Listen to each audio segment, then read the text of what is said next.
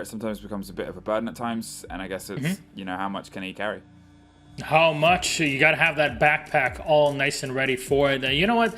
Let's see which map we're going to be playing on. Our lobby's almost done and set, so we're going to take a look at the bans. We're going to go to Villa. Very technical. Your set between Clubhouse and Villa, both of them would have required a lot of technical prowess. We've seen that Nora-Rengo's teamwork has improved immensely, especially in that last game against Fnatic, though I don't really know what to call. Was it Nora-Rengo? Was it more Fnatic? But yeah, Villa, does this make sense given the current situation? Look, my problem for SCARZ is that every time they've played it, at least in APAC North, they've lost it. And then the one time they played it, was that against Whale? Yeah, against Whale in their own particular Korean league there. That was the only time they won it. So I don't put a lot of stock in non-tier 1 teams and matches that way because you don't really know how that's going to go. Whereas Nora-Rengo have won it, but they won it against Electrify. So how much stock do you put in that as well? I think, let's say both of these teams are coming into a map that they're probably both not very versed on. That's how I'm going to put it. Right. Well, it seems like actually one of our players is away for a toilet break right before their match. Oh, what a surprise. So, Fluke, please go ahead. You're going to have all the space you'd like. Oh, let's stretch the legs in it, shall we? It's Villa. I think the position that they're looking at when it was between Villa and Club is, I guess Club is even ground. It's good territory for teams that are struggling. And SCARZ, I think in their heads, they've got a little bit extra on Nora-Rengo. They have seen Nora-Rengo's in a bit of a tailspin, and they might be able to strike in that situation and kind of put the pressure there. You assume, obviously, that they're going to start on their attacks, and Nora-Rengo are going to opt to start on their defenses. They can have success on their attacks, SCARZ. They can be a little bit sharp, and they can strike against teams sometimes. So maybe some surprise rounds could just kind of push the tailspin a little bit further from Nora-Rengo, put them into a bit of a negative mental space, which means that when they do flip over to their defenses, they might have more success on that side. Whereas Club, it's always all to play for. Club's always the reset mechanic, reset mentality. So I think the biggest thing for us to keep in mind is as long as Nora-Rengo set up within, you know, like the first 10 minutes of a round, then there might be like a good way for them to actually win on defense. Because for some reason, last time against Fnatic, they were getting smacked in the first, like a smoke or a mute or whatever it was would keep like opening holes and reinforcing and 30 seconds into the rounds, and I just don't know what was going on there. Hopefully that problem is fixed, but our match is ready. Medics is telling us to throw the thing to the casters, and we will do so indeed. Fluke, Jess, thank you so much. Let's toss it over to our caster crew for game number 2 today, and it's Dev and Gio. Take it away, my king and queen. Thanks, Milos. Dev, this is kind of a... You're right, Dev? This is kind of a sad game because both of these two teams have already made it into relegations, and it could, in theory, be the last time that we see them here in APAC North for quite a while. Yes, but there's definitely a rivalry. Nora-Rengo in the past have been very vocal about we are better than these teams, we are better than Electrify, and the last 2 times they faced SCARZ, they came out on top. Look at that, 75-25, a pretty standard ratio here, in my opinion, on the popularity vote for you guys. Nora-Rengo coming in this, hoping to prove they are above the former Pro League champions of Korea in SCARZ, but they've got to do it here on Villa. You say that they're the former Pro League champions of SCARZ, but Nora-Rengo, of course, have made quite a splash in the international scene over the years, and this has been some slip from grace for them. So you're right. They're going to have to prove it if they want to make their way back into the APAC North League. But let's kick things off with the operator ban phase here on Villa. Nora-Rengo are going to start by banning Thatcher. Yep, that is their standard ban on this map. It's what they did against Giants just a couple play days ago. Also what they did last stage. Oh no, that was still this stage, believe it or not. Against Electrify, Thatcher is their primary ban. They often pair it with a Clash. I think that's a smart move here against SCARZ as well. We've seen Revy rocket in the past. From SCARZ's side, we've seen a couple of different choices. Interesting that's the Ying they decide to choose. They did that against Kuka. But usually they just go with the Thatcher or the Nomad. We've also seen teams ban Ying mostly against Electrify, a team that definitely uses Ying quite a lot. We haven't so much seen that from Nora-Rengo. In fact, the funny operator pick we've seen from Nora-Rengo as of late is Yoshingo playing the Finker to very mixed success. So I'm curious to see whether Yoshingo will bring that out. We'll have to wait and see once Nora-Rengo on the attack in the second half. SCARZ pair that's Yingban with the Wamai. That's their stock standard ban. And I'm going to put my money on a clash here. Nora-Rengo, don't let me down. I was wrong. Malusi. So that's a shame. I do wonder, though, whether that means we'll see SCARZ bring out the clash in the second half on their defense. It could happen. And certainly could happen. This is not, as far as I'm aware, this is not a map that these two teams have come up against one another on. Mm-hmm. Nora-Rengo having had a bit of a better history on it than SCARZ. So you never know. You never know how it's going to go. That clash could come out. It has been a personal favorite comfort pick of the team for a while, particularly back when, well, I was going to say back when Revy was playing on the team, but of course he's in the roster today as well. So, ooh, ooh. Oh no, surely not. We've seeing just the Glaz seen this go very wrong. What I will say is, guess who it is playing the Glaz? It is Demic, the man himself, that only positive rated player that we have on SCARZ, especially now that Canos has departed from the roster. That's where Revy, the coach, subbed back in as they lost their main entry fragger of Canos. And look, Demic, he's the player on SCARZ we know is going to land his shots, and that is the kind of person you want on the Glaz. But it's a double-edged sword.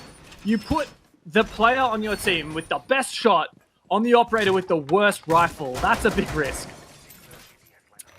Yeah, and even when you look back at these two teams playing against each other in the past, we go all the way back to Stage 1, Phase 1, when they played on Coastline. Somewhat different type of map, but it was Demic who was the only player on SCARZ who actually went positive when you look at the KD against Nora-Rengo. So as you say, it could, well, no, it could maybe be a hindrance here for SCARZ. Like this outside Evil Eye. Cheeky. Not Evil Eye, Black Eye. Valkyrie camera. He's been droned out though, Soulboy, twice now. Very much looks to be a study take. Soulboy spotted out that drone, but there was a second one, I believe, still in Aviator, not operated at the moment. Soulboy is somewhat backed up by Yashingo, but this is going to be a one-on-one gunfight. Yashingo dealing with the Ash downstairs. Soulboy does not manage to get away in time, and 11 opens things up with quite an early frag here. You turn your back onto the veranda door or the study door, whatever it is you want to call it, and yeah, you're probably going to get shot. And that means that that roam has pretty quickly been dealt with for SCARZ. You can continue to push on forward. Oh, the Glaz. Come on, Demic. You've got to land these shots. Bit of damage dealt, but Yashingo survives. That OTS packs a massive punch, that DMR, but of course, it is semi-automatic, and while it does have quite a significant rate for a DMR, much higher than it used to, it also doesn't pack quite the punch it used to, and 2-hit kill on most operators. I believe if you've got Rook armor and you're a 3 armor operator, you can tank 2 shots, but also depends on where you're hit. The arms do soak up a bit more damage than the chest, of course. Let's see, for SCARZ, they have taken horizontal control.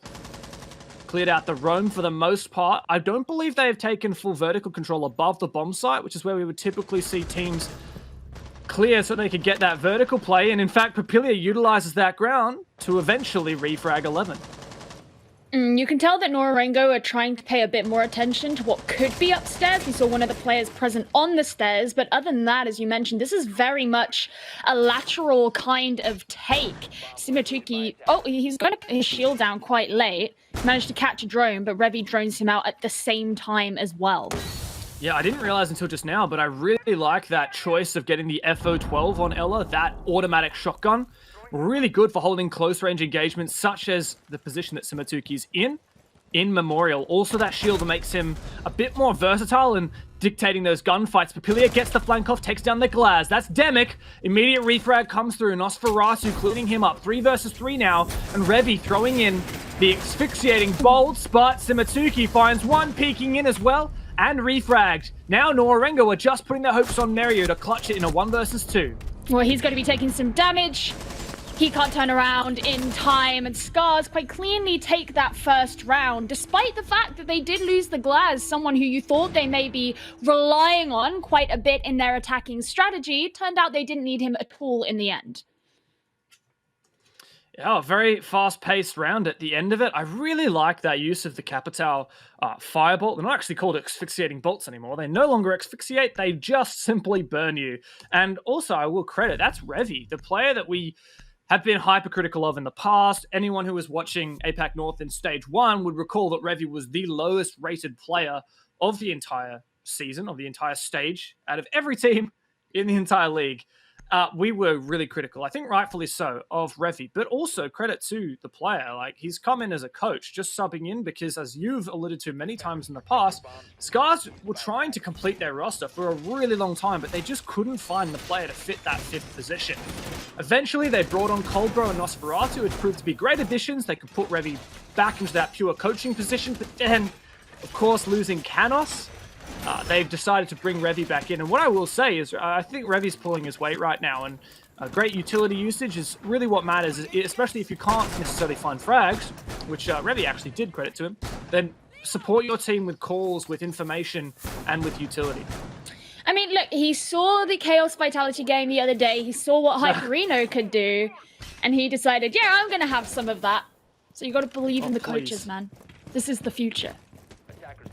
And you know what? The future is now. That's exactly what all these teams have on their mind in the lead up to every single Playday, and everyone who joins us. I hope you guys bop out to the intro music as much as I do. Now, Nora-Rengo holding top brown stairs, or top main stairs, Toms as I like to call it for short. A little bit aggressively. It's quite unusual here to have the shield so far forward, and it does give Soulboy a lot more freedom in contesting the study doorway onto the balcony, and anyone who pushes in study. He has 380Ss, which have been spotted out now, but they won't protect him from the Capital's fire. I wonder whether Revy will be on the front line to try and utilize that.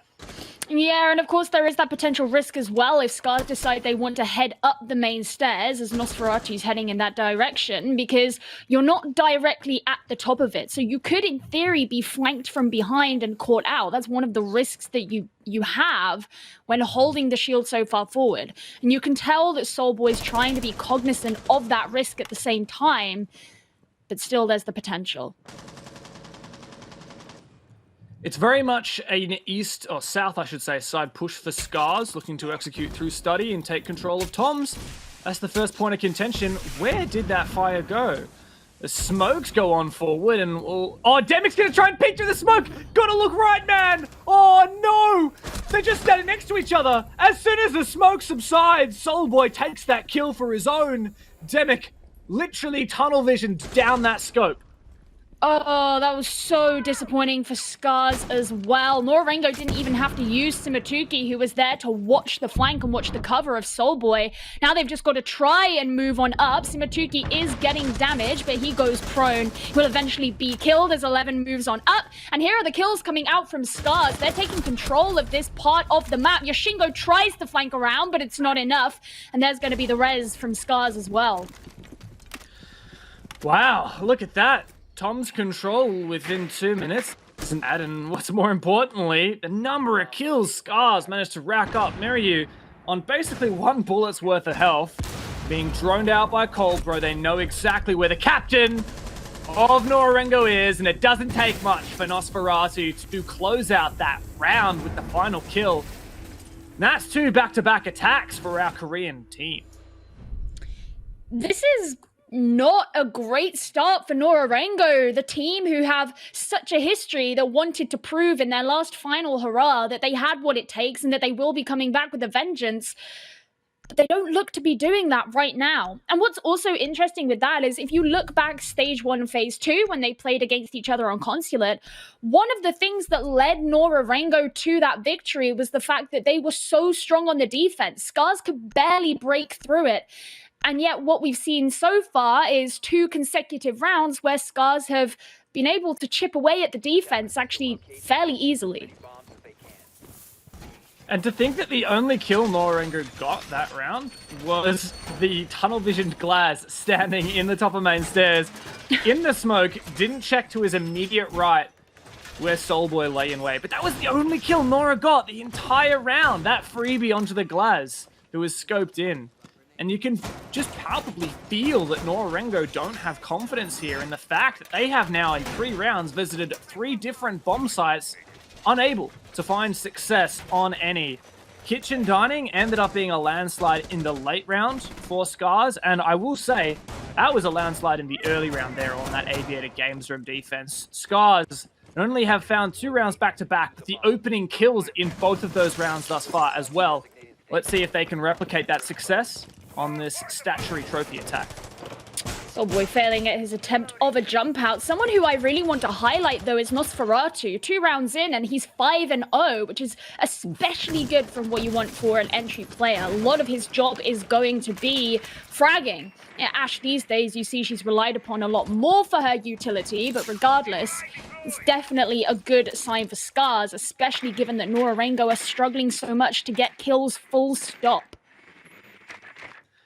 It's funny to see that Glaz, as an operator, 2 rounds back-to-back, has been pretty much non-impactful, but hasn't impeded SCARZ's ability to take attack wins. And they've decided, look, we can do this without the Glaz. He's basically being ineffective anyway. Let's just get rid of him, and Demek's going to add another set of nades with that sledge pick. I think that's the right decision. We also have an aggressive closet hold from Nora-Rengo with the alibi of all operators. Quite uncommon. Yashingo will have to go large. Got the 3 ADSs stacked up to protect him from those projectiles, but as we've talked about, with Wamai banned out by SCARZ, Revi can be really impactful with his both smokes and firebolts, and there's nothing from Nora-Rengo that could possibly impede that. I mean, there's obviously the evil eyes, which will have the opportunity to try and see through the smoke, but other than that, it's not like there's a bulletproof camera or anything else. And the chances are that utility will have been taken out before it even becomes relevant. So yeah, you're right. Nora-Rengo definitely look like they're on the back foot in this position. I like this from Papilia. He's watching down below, just to, at the very least, be able to provide information to the rest of his team, but at best, hopefully catch a kill of any potentially flanking members of SCARZ. Let's see, here's the fire coming out, and Yashingo's gonna burn alive. What? No, Yashingo finds a spot where he can stand. Revi goes for the peak, but polished off with ease by Yashingo, and now the fire subsides, and still Nora-Rengo have this closet control, and SCARZ are very much fighting from behind. Yeah, and because the ADS don't stop the fire, it means they're still standing. They're in closet. That's the protection onto Yashingo still. Cold Bro, he throws in the smoke, but there's a kill onto 11, and Nora-Rengo is still standing pretty strong. SCARZ will have to make some kind of a push, significantly weakened. 4 drones are still on the board, though. They have the opportunity to that information, but less than 30 seconds remain, and they still got to go up the whole squad. Good positioning from Demek, who could come round behind, but Soulboy catches him out before he has the opportunity. Now SCARZ just have to jump in. They don't have much of a chance. Yashingo hasn't been moved, and Simatuki and Soulboy can finish things up. They get a flawless round, and this could be a start of a turn. Well, that is quite something, Nora-Rengo. You looked really in the first 2 defenses, but you find a place where you can... That stat and trophy defense proved to be untouchable from SCARZ. They could not get their feet into it. That as much as we hyped up that Capital pick and how there was no util on Nora-Rengo's side that could counter it in terms of catching the fire, which is really the thing I'd be concerned, right? You can displace the player in closet using that fire, and then what are they going to do? They've got to run out somewhere. You could be holding the angle. They'll die if they try and rotate, or they'll die in the fire itself. But guess what? Revi's fire was not correctly placed. I don't know exactly whether there's like a perfect way that you can make sure there's nowhere safe for the player in closet to stand. But there definitely was a place safe for Yashingo to stand. And he was netted 2 kills from that position. It was quite a late execute from SCARZ, and I think the patience really paid off for Nora-Rengo. Also, I will note that as soon as Revi put that fire down, it was like, okay, I've got to, it's clearly not killing this player. I've got to push in and take that fight. It was there. I really feel like SCARZ, if they'd had 2 players, they might have at least traded that 1-for-1. But at the end of the day, Nora-Rengo have 5 1v1 gunfights and make it a flawless round. Hopefully this instills some more confidence in them going forward as they decide to return to Aviator. This is where we saw them hold that very aggressive position at the top of main stairs to try and prevent the push in from Study, but they did eventually get overwhelmed by SCARZ, who this time haven't brought a Glaz, so not going to be having the same kind of approach from before, I don't think. In fact, Revi's decided to hop on Yana instead of the Capitan, who have the Geminis available for him for the extra information, as well as the potential to get rid of some utility with the nades. Yeah, I really like this. We've got 4 more nades than we had last time SCARZ attacked this bomb site. If you recall, it was a pretty convincing clear of the top of main stairs. After SCARZ lost their Glaz player from inside that smoke, they managed to, within 2 minutes, take entire control of, well, Study and top of main stairs in a 4 versus 1, leaving Mary to clutch. But this time there is a bit more of a roam and a bit more of a roam clear. One of Yashingo's Black Eyes dispatched with, but Demic does not have a drone ahead of him. And Yashingo, I don't know whether he heard that player on the other side or whether he had some kind of information, but Demic, he doesn't know it yet, but he's being hunted. Could be a huge risk, especially losing that soft breach early on. He's still got 1 nade in his pocket, but Yashingo, as you said, he's on the hunt. He's moving on forward. Nosferatu's down here as well, and he could also find himself getting caught out. They know that the attackers are going to be heading on up the main stairs. There's the first kill. It's 11. But Nosferatu gets Soulboy at the same time, so it's still a 4 versus 4 at this point. And Yashingo still not dealt with downstairs. This could be to SCARZ's demise, but Demic wants to get on the hunt. Cautious that there is players in the bomb site looking from above. I think that was a drone in living. May well have spotted out Yashingo and Demic ready to take the fight with the L85. Peeking around the corner, does a lick of damage to the body, but eventually that hard-hitting L85 finishes the deal. And it puts SCARZ back in that man advantage, but it's significantly worse position to what SCARZ had the previous time they attacked this bomb site, where they were in a 4v1. Now it's a 4v2. 45 seconds left. Simatsuki and Meryu need to step up. Merrick's positioning himself to catch out anyone who may come up the red stairs, but it'll actually be Simatuki who does that job instead. 2 players remaining for Nora-Rengo. SCARZ still yet have to make their move, but as I say that, Colbro goes in for the plant. Merriu tries to stop what he can, but it's not enough. 1 player, it's Simatuki, and it's a post plant. SCARZ take the round once again as Nora-Rengo continue to struggle here on AVG. It was much closer than last time, however, so I will credit Nora-Rengo that. But SCARZ very much in control once again, and they don't waste any time. Once they have that man advantage, once they had breached the bar wall using that ace, despite the nerf, I will say, now only can at maximum create a vaultable or crouchable hole, not a full walkable hole, as the Selma now only detonates twice rather than the full 3 explosions that we've seen in the past. And, well, SCARZ, they had that 4 versus 2 man advantage at 40 seconds left. With that bar breach open, they just pushed in. Nosferatu, very eager on that entry, very confident. And I would be too if I was 8-1 here against a very well-regarded Japanese team. Nora-Rengo. SCARZ definitely giving some revenge here. Let's remember that a couple of factors, right? Firstly, Villa typically defensive-sided, SCARZ starting on their attack. Secondly, last 2 times these guys have played each other in APAC North, Nora-Rengo won both times. SCARZ has struggled, and they lost Canos, one of their statistically best performing players. Now SCARZ looks to be stepping up, and Revi's holding his own as well. The thing is the first thing I think of with that is that's great, but it's too little too late. SCARZ are already guaranteed for relegations. As a Nora-Rengo, it's over for both these teams for now. And it's nice to see some improvement. You have to remember, though, they're going up against a team that, regardless of how good Nora-Rengo say they are, they have not proved that to the world this season.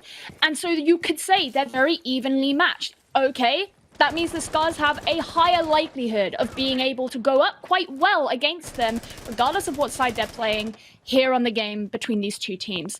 And I think it's just, it's concerning. It's like, yeah, you know, good for you. You've got 3 attacking rounds on the board. That's great. But ultimately, what does that mean for you?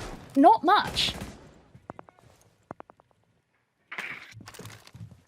But there's always a chance to prove yourselves, even if you can't escape that relegation's battle. Of course, it's not auto relegation. It is a battle that these teams will fight. I'll be playing against some of the best teams from each of the national programs we have in APAC North for a chance to play in APAC North Division 2021. And 11 opens things up once again for SCARZ. An opening pick onto an over-eager Soulboy. And Yashingo also very much forced off this roam from Nora-Rengo, dispatched without too much trouble from SCARZ. A man advantage and more than half the round to go does leave the Koreans in a fairly strong position. Yeah, I was going to say that gives SCARZ so much more space to play with as Nosferatu pushes in forward and 11 not too far away, but just outside. And I guess, you know, as the Pulse, part of you has got to be thinking, do I want to be going up against the Ashe or the Zephyr while I'm just holding on to the UMP and not necessarily going up quite as much against them? It is a risk. You want to be able to be holding on to this utility as long as possible. But there's Nora-Rengo. He secures the next kill, and that evens things out somewhat, while Yashingo's trying to peek around to catch whoever he can in Mudroom. That's Nosferatu. He's doing the same thing in return. I wouldn't want to be peeking Nosferatu these days. How he's been playing today, 8-1. Nora-Rengo retreats back to the bomb site via that laundry hatch from upstairs, and 11 making use of that drone. SCARZ has made really good use of their drones to enable map control, and Demic now to take down Papilia, a player who's struggling to find his feet in this game after weeks and weeks of stepping up. Now Yashingo, the player we always look to for Nora-Rengo, all reliable, but as Jess mentioned on the desk just the other day, struggled to find a kill round upon round in their match. And now SCARZ, 20 seconds left. It's only a matter of time before comes the execute. He's going to take the risk to take out the goo mine. He could find himself getting caught out. That's exactly what happens. Yashingo secures the kill, but he'll be traded in return. And after a backwards and forwards, SCARZ once again take the round. That could have been close at the end with how aggressive it became, but yet again, Nora-Rengo failed to clutch it for themselves. And SCARZ have held their ground now for 4 attack rounds on Villa. This is unprecedented in my mind to see SCARZ performing so well. And yes, we've talked about Nora-Rengo and the pitfalls that they've had, but let's also keep in mind that SCARZ here are playing with a roster that has been fairly turbulent. This is, 2 out of 5 players that weren't playing in Stage 1, and then coming into Stage 2, they had this roster, but subbed in for Revi. And now that they've got rid of Canos, Revi's back in town again. Cobra hasn't found a kill, but I wouldn't fault him for that. He hasn't needed to. The rest of SCARZ has been stepping up, and Coldbro's been doing just fine breaching all those walls and really giving openings to SCARZ. When it comes into the late rounds, more than not, SCARZ have a numbers advantage. Nora-Rengo take some fights because they have the confidence to win a couple fights and hopefully bring themselves back, but SCARZ has been so very good at trading out every single kill. For example, in the last 20 seconds of that round just passed, SCARZ had 4 players, Nora-Rengo had 3. Nora-Rengo initiated the first gunfight, 3v3, but SCARZ just kept retrading. Nora-Rengo traded back. Of course, simple maths tells us SCARZ is going to win out at the end of the day, even if Nora-Rengo finds the first frag. And I really like that from SCARZ. Not only have they had really good early rounds and mid-round to take map control and find initial picks, but also they've been really good at holding their advantages in those late scenarios and making it so that even if Nora-Rengo makes some kind of play, SCARZ is able to punish it. It's definitely been highly advantageous to SCARZ as well, the fact that their entry players haven't been caught out very early. You mentioned that Nora-Rengo, even when they get the opening picks, it still swings in the way of SCARZ, but I think one thing that's been really pivotal is that you have these players on SCARZ, like Nosferatu and 11, who've been living out the rounds for quite a long time. Their survival rate is pretty decent, and that means that when they come into those later engagements, you have the full force of your most aggressive and highest potential in a gunfight players against whomever may be left on Nora-Rengo. And that's not necessarily a consistent group of people or group of players. Yashingo, because he's been doing a lot of the roaming, he's been getting involved in early engagements, sometimes he's not even there for them by the end. Very much so, and I mean, to touch on SCARZ just again for a moment, Nosferatu actually has the least deaths on his team and hence the best survival rate, despite being their primary entry fragger. Now that's the opposite of what you'd expect. You'd think the entry fraggers have the lowest survival rate because they're taking the most risks. And it's a testament to how well Nosferatu has played, not only in the early round, but in the mid to late round as well. Now Nora-Rengo have returned to that bomb site, which they won flawlessly. Just 3 rounds to go. Can they make it work again? This time, Revi has switched off the Yana in favor of the Capitan. No doubt to try and lock out that player in the closet with the crossbow. It's exactly what he's doing right now, but he needs to land this shot correctly. First firebolt goes through. Can Yashingo play safely? He's not getting damaged. That is so pivotal now. That barely missed, and now it's a matter of time before it dissipates, and Yashingo is now safe, but the grenade comes through. I don't know what happened to those ADSs in the closet, but Yashingo's been taken down. Demic to follow it up, surely with a second through the floor. Indeed, but Mario found first kill on the Cold Bro. Yeah, 11 also has been down, but obviously being Zafir, he can withstand. And most importantly, now SCARZ have control of the closet. They also cleared whatever wall denial was potentially on the wall, although actually it must have been bandit batteries that were on the statuary wall very early on with the lifeline. So they don't need to worry about that either. That gives SCARZ a lot of potential of control, and this is why Papilia is moving up very aggressively, because they know that it's pretty much all that they can rely upon. He's trying to look at too many people at once, and Revy catches him out. Only 20 seconds left. SCARZ, they have the man advantage, and they're just furthering that now. Demic to pinch as well from landing. It's all on Meryu and Soulboy to hold out. The captain steps up with 3 huge kills. But SCARZ, they have to retaliate here. They do just that. They come back and they make a half 5-1.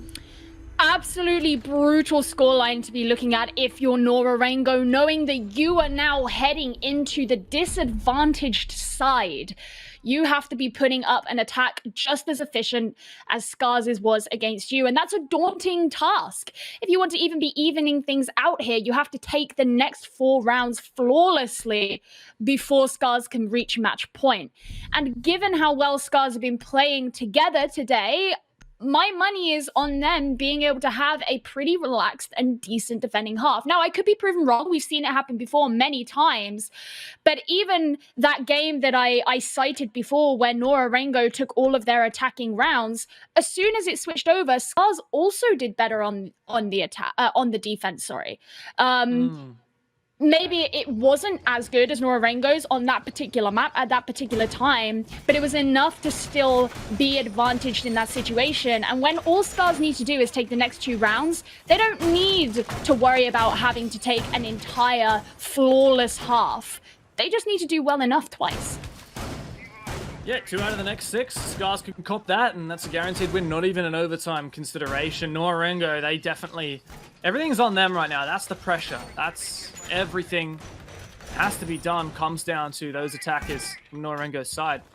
Interesting note that I've noticed over the previous playdays, particularly when, of course, Meryu was unwell for quite a number of games with Nora-Rengo. They brought in Ramu as a substitute, and there was a bit of a role change, kind of to some degree, with Nora-Rengo, and we saw Papilia really stepping up. It's quite funny. I talked about this earlier in stage 2. Papilia was all the highlight player for me for Nora-Rengo, dating way back in the day when they picked him up to be another star fragger on that star-studded roster.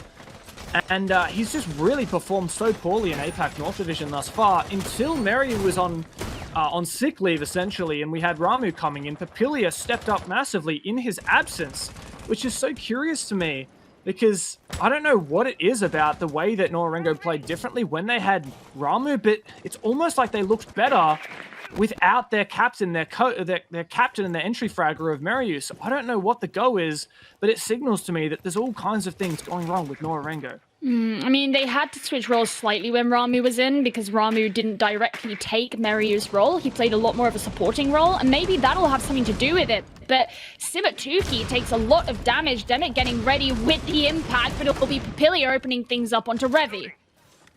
Well, I'm glad he steps up when I call his name. But still a lot of work to be done for Nora-Rengo. Yes, they have well and truly cleared out this roam on the top floor for now. I believe Yashingo has done a decent job tracking the little feetsies of 11 who was roaming. In fact, it was actually the Legion player of Nosferatu, the one who stepped up a lot, and now he's back on site. So effectively, those Jackal pings aren't really massive now for Nora-Rengo. 1:30 on the clock, and yes, they've cleared out the north side map control, but they're yet to properly take 90. Still Demic there with that disgusting ACS-12 shotgun. And the scope that goes with it. Can he find a kill here? Does a whole lot of damage and eventually finds the headshot. A great trade from Soulboy, but the pressure is still on for Nora-Rengo. Soulboy has been stepping up a lot more recently as well, and now Nora-Rengo hold the man advantage, which could definitely facilitate their attack. 3 drones remain in pocket or on the board, however you like to put it, and Soulboy to throw in lead. That goes straight into Vault, but Nosferatu still has presence in there, ready to take on anyone who may come a-knocking. He's trying to look in through the drone hole, but can't see anything right now. He might be able to see Meryu, but he's going to get... It'll be Simatuki who gets the next kill anyway. So that means SCARZ are significantly weak, and Colbro takes a lot of damage, finally finishes off the kill onto Yashingo. No. And Simatuki, once again, very weak. How is this happening, though? Suddenly a 1v2, both players so lit up. Colbro absolutely can clutch this. Even Diffuser goes down, Simatuki, he needs to win this gunfight to hold down the line for Nora-Rengo. Colbro peeking, and Soulboy goes for the prone peek. It's exactly what he needed to do. He shuts down SCARZ, and well, that is the round that Nora-Rengo needed to get their feet, get their heads back into the game. Nice to see that. It's nice to start the half on that note, even though it did look tentative at some point. It looked like SCARZ will be able to clutch this round, despite the fact that Nora-Rengo were planting and despite that they had the man advantage. But, of course, Nora-Rengo kept it in for themselves. Maybe they can relax somewhat in this situation. There's still a ways to go. And this time they're going to be attacking once again onto the same site. And this is where I have a lot of question marks, or a lot of intrigue is maybe a better way to put it. Because at this point we're going to learn who is better at adapting. Nora-Rengo can't go for the same attacking strategy because SCARZ will just catch them out, right? Or it's most likely that they will. So what are SCARZ going to change about their defense, and what are Nora-Rengo going to change about their attack? And who is it who's going to come out on top in terms of besting those adaptations? There were definitely a lot of 1v1s that came through, and I think that was partly, I guess, that what favored Nora-Rengo in the end of it. Despite Nora-Rengo didn't really do much in terms of breaching, in terms of avenues onto the bomb site. I feel like SCARZ, they can set up this roam game all they like, but in my mind, what's actually going to suit them best is kind of just hunkering down a little bit on site. You know what Nora-Rengo are going to do now. They know that they're trying to go for a north side push. You know that their Hibana, which is their only hard breach, isn't rotating to breach 90, despite Soulboy clearing off the mute jammer with one of Sledge's nades. So I feel like SCARZ could read into this, maybe even play a little bit more passive, because Nora-Rengo, they're not really flushing out these anchor positions too successfully. They're getting a lot of their man advantage by winning these early contestants. With Papilia, for example, finding the opening frag last round, only 1 minute down on the clock. So let's see whether SCARZ continue to play aggressively, or they maybe change things up a little bit. Soulboy being sneaky, he sees the open hatch. He knows that there's a risk that there could be someone above him. There is not, however. Papilia, he's looking to maybe come in vertically, come in through closet or master area. He's just droning it out for now. But actually these players from SCARZ look like they're going to be playing a lot closer to site. Even these two players who are downstairs are still over on the south side of the map. So Nora-Rengo, they're looking to make some kind of clear, but it actually shouldn't end up being too relevant. Yeah, I really like that from SCARZ. It's kind of what I was saying. They're not contesting as much early on, particularly on the stat side. That's where they set up a lot of utility for that roam, but they've just backed on out. And wow, Yashingo actually might be able to find this player. He doesn't see him. Nosferatu might expose his position with that goo mine, however, and this will come down to timing. It's a run out from Nosferatu, but thankfully Simatuki is there to punish, and I believe he's managed to detonate some SCARZ on that 90 wall, exposing the vault position as well, which is quite pivotal. He hasn't detonated them as of yet, but I think that's why he's over here on 90. That was a very ballsy move, and Colbro coming back upstairs as well means that Yashingo isn't in a direct position to get rid of him either. He's just playing it patient downstairs, and the SCARZ have been placed on the vault wall. They'll still have to remove the mute jammer that is preventing it from being opened. You can hear them going off now, so that should give them the opportunity to have that breach available, but Soulboy's just still watching down the corridor, knowing that there is a player on main stairs. It's nice to see Nora-Rengo. They're crossing a few more T's and dotting a few more I's than they did last round. They've got that breach open. Now Simatuki is going to rotate over to study. Can he breach the main aviator or bar wall as well? That would be pivotal. That's a great peek from Yashingo. Everything's turning around now for Nora-Rengo. A 5 versus 3, effectively a 4 versus 2 now, but Demic to hold the line on the bomb side. It's all on 11. Yoshingo's found a 3K so far, and 11 has so many holes to worry about on this peak. He can take down Yoshingo, but he can't polish it off. And Soulboy to close that round. Nora-Rengo, 2 straight attacks onto Aviator Games, has made it look possible for them to secure a comeback. I posed the question at the beginning of the round, who was going to be better at the adaptation? It turned out, in this case, that it was Nora-Rengo, and I suspect now that SCARZ will decide to give up on that one. They've lost the defense twice on AVG, and as I say that, it's true. They've decided they're going to go to trophy and statuary. And here you go. You said maybe we would get to see the clash on defense. It's not going to be Revy rocking it. We've seen Colbro play it before, though. Oh, no! Why? The baits! You jebaited Geo. How does that feel? How does it feel, Geo, to be jebaited by a Korean team? Do you feel betrayed? Is it any different from being jebaited by a team of a different because nationality? you're a Korean team simp. Yeah, 100%. I mean, I'm not. That's something that Milosh made up. Nah. Mate, you were making YouTube videos about the Korean scene since, what, last year? You were DMing me last year saying, how can I cast Korean Pro League? I'm exposing you to the world right now. I didn't actually say that, but I do remember when I started watching the Korean scene and people were like, hey, you should speak to Devmata because he really likes the Korean and Japanese scene as well. And that's how you and I first became friends. That's it. And then we stopped being friends and started being colleagues. Much better this way. That was the end. That was the end for us. Let's talk strategy here, all right? So, yes, the clash was 6-pick off. It made room for the mirror, and I think that's great. We've got this mirror window. Actually, one over aggressive in Aviators. Of course, we haven't seen SCARZ defense stat as of yet. We haven't seen Nora-Rengo attack it, and I like this. SCARZ spreading their resources. This mirror window is going to slow down a study push if that's what Nora-Rengo decided to go for. And the mirror window on the master wall into, or rather the stat wall into master, also going to slow down a master push. But it looks like Nora-Rengo taking control downstairs, which is the right idea in my opinion, because you can actually pop those mirror windows from downstairs. I feel like surely SCARZ are going to roam surely around dining or kitchen. Otherwise, they're basically giving up that mirror window for free. Well, there's 11 downstairs roaming, but he's been caught out by a drone. So Papilia is going to head in. He could find himself getting caught out, though, if he's too overzealous. He's just checking his corners because the drone's not available.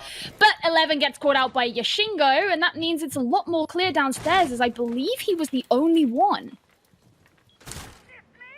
Yes, and that's a lot of eggs to put in the same basket. Colbro's about to lose his mirror window from Papilia downstairs.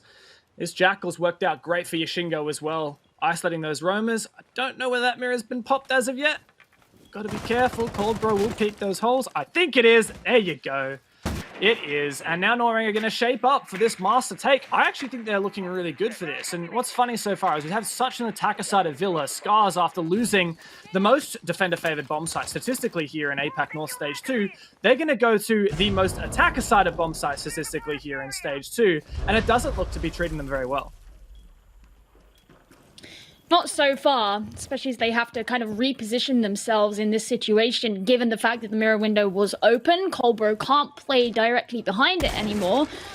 So instead, he's going to be holding on to a different angle, and it looks like Nora-Rengo are going to be heading up the Astro stairs, sorry. They're all coming together. This could end up being quite aggressive if they all walk in through at the same time. It looks like that could be the way. Demic jumps downstairs, right? He takes some shots and he manages to catch out Yoshingo from behind. Soulboy was there for the refrag, but that definitely took Nora-Rengo by surprise. 46 seconds to go. They have 4 players on the board and just 2 on SCARZ. That'll be Colbro, who's falling. And here come in the shots. Soulboy once again showing up as Simatuki gets going onto the diffuser. There's an attempt from Nosferatu, but instead he'll have to rotate around looking for these players, especially the one who may have planted. Soulboy once again. I said earlier he was showing up, and he continues to do so. Nora-Rengo take their 3rd round in a row.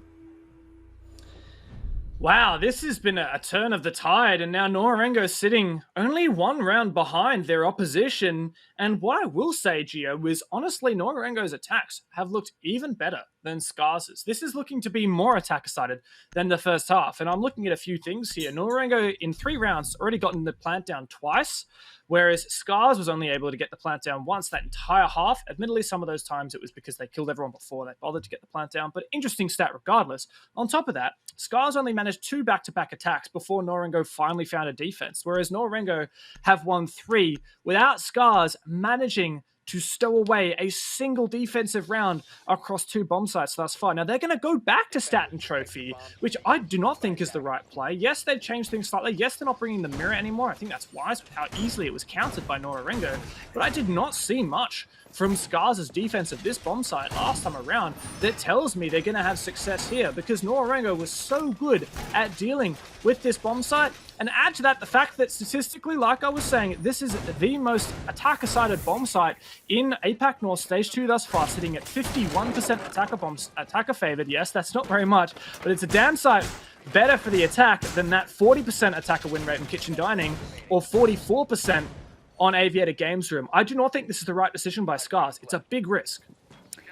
It is a big risk, and I think one of the things worth noting as well is just how reactionary SCARZ played in that last round. You mentioned that Nora-Rengo's attack is looking better than SCARZ's did, and I agree with you on that, but I'm thinking specifically of the point at which Demic decided to jump down stairs through the kind of skylight area, and yeah, he caught out a player from behind, but because all those players in Nora-Rengo were so close to each other, he got refragged super easily, and you could tell that it was a move of desperation. They just had to try something because they knew that they were going to get caught out if they didn't. And it's when you notice things like that in a team, that's when you know that they don't feel strong about their defense. Wow, that could have been a very early death for a defender, but it wasn't quite. 11 remains standing. This is a beautiful attack, though. Nora-Rengo is pinching these 2 roamers. I like the decision from SCARZ to roam downstairs, but it's going to get picked apart by Nora, I think. And there you go. There's the first pick for Yoshingo. He's going to peek in through China, but he is punished. Is there a refrag back once again? 11 copping 10 kills at the moment. Nosferatu as well downstairs. And suddenly things have turned around. And Nora-Rengo is struggling to flush out these players. Yeah, looks like this could have been a good decision. It looks like Soulboy is probably going to come up from below, but there's a kill onto Nosferatu, so that makes Nora-Rengo look a bit less weakened at this point. And if Soulboy can catch any of these players out, then this could definitely be a bump ahead for Nora-Rengo. He's still holding on to both of his nades, and you can see that the players from SCARZ have decided to rotate back upstairs, not spending much time on the roam down below anymore. 3v3 now with so much time remaining. That said, keep in mind Soulboy so low HP. Very risky to take gunfights, and he may well choke on gas, and he might even find a goo mine in his foot, in which case he would have to tear it out straight away. He can't stand through it. Need to come through, but unfortunately it gets caught on that giant telescope and does no damage to either 11 or even the desk, which ideally you would like to destroy with explosives. 3v3 still, as we've had a quiet interim between these teams. Nora-Rengo changing tack, going for a top 4 take. Meryu in 90, Soulboy droning out Astro. You can get one of his dead teammates to watch that for him. And Simatuki finally kicks things off again. Soulboy deciding to come in through the bathroom, and those gunshots have broadcasted his position to 11, who previously was watching onto the Astro window. So I think the chance to catch him out by surprise have been reduced. There's the smoke to try and prevent Simatuki from moving forward. He's exceptionally low health, so those toxic vape canisters are a real big risk to his health if he were to be caught in them. 11 does finally get the kill onto Soulboy, and now they just need to hunt out these last 2 players. It's just Simatuki remaining. Can he do anything about it? He cannot, and SCARZ finally take a defending round, despite being at such a disadvantage and struggling so much so far. And what a huge round for 11. I believe he'll be at 12 kills at the moment as of that round. A 3k at least. Got the final 2. Also got the first one for his team. Refragging Yoshingo, pushing downstairs through China. The SCARZ, they finally get themselves on match point. You said it, Gio. They have broken this momentum that Nora-Rengo had for them. You said it was a game about adaptations. That's exactly what we saw from SCARZ. Those two players roaming below did a great job. 13 kills at the moment, 4-11. Nosferatu sitting at 10. I believe only 2 of those kills have actually been on the defensive half. Nosferatu really struggling on the defense compared to the attack, but still pulling his weight that round, and that's what matters. Having their 2 best fraggers roaming downstairs where Nora-Rengo wanted to pinch them, well, Nora-Rengo gave SCARZ those 1v1s that they wanted, and SCARZ also managed to retreat back to the bomb site afterwards, 11 in particular. And that really spelled death for the Nora-Rengo attack. Now there's one last chance here, Nora-Rengo. You can't mess this up. 2 rounds is what you need to take us to overtime. Another 2 after that to secure the dub. But I don't think this is going to happen. SCARZ has looked like the better team today. They have, but one of the things that I'm concerned about is SCARZ have returned to Aviator Games. What that suggests to me, and I mean they have the option, obviously. They lost Aviator Games twice, and the fact that they haven't visited Kitchen suggests to me that there is a quite blatant weakness in their defense on this map. Because let's say Nora-Rengo do win this, SCARZ can't go back to Trophy and Stat. They could choose to return to AVG, but that would have been 3 times they'd lost it at that point. And I don't feel like they feel confident about the downstairs bomb site, otherwise they would have gone there by now. So by that point, that actually broadcast to Nora-Rengo that, hey, look, we can exploit this, we have a chance, because we can see where these massive weaknesses are for them. Now, of course, if SCARZ do win this round, then I'll eat my words, and it could be that I was wrong. And Revi starting off with the opening kill definitely sets a good precedent. And I like that they're leaning into the roam, but Nosferatu gets caught out, Revi there to refrag. That's a good at least from SCARZ, and he'll probably head back towards the site at this point. I was going to say that the roam has largely been unsuccessful for SCARZ, with the exception of that round just prior, with 11 and Nosferatu roaming around kitchen and dining. But this time it's Revi of all people to step up, which is not what I would have expected. And what SCARZ really need to do now is just hunker down. They've dispatched with the set of nades, which I think is really important here. Soulboy was the main player who was in charge of clearing out previously mute jammers. Now it's Electroclaws that would be protecting those walls on the bomb site. Revi been downed, and Yashingo will secure that in just a moment. Nice stuff, 3v3. But my concern here for Nora-Rengo is it's going to be very difficult to get the breaches off onto the bomb site. And that's what they need to expose these anchors, especially when you have a player like 11 who's got such good aim on the bomb site, ready to anchor, ready to take some 1v1s. So far, not being challenged. Cobro just trying to get rid of the drone that's going through study, but Meryu's information will still be there. Now they know that 11 and Demic are present on the main stairs. But I can't see anyone from Nora-Rengo down towards there. They could have Yashingo. He's been playing around there a lot, but instead Meryu is going to be going straight onto the study window, trying to flash out so they can try and clear out this player at the top of the main stairs. Oh. There goes the shield.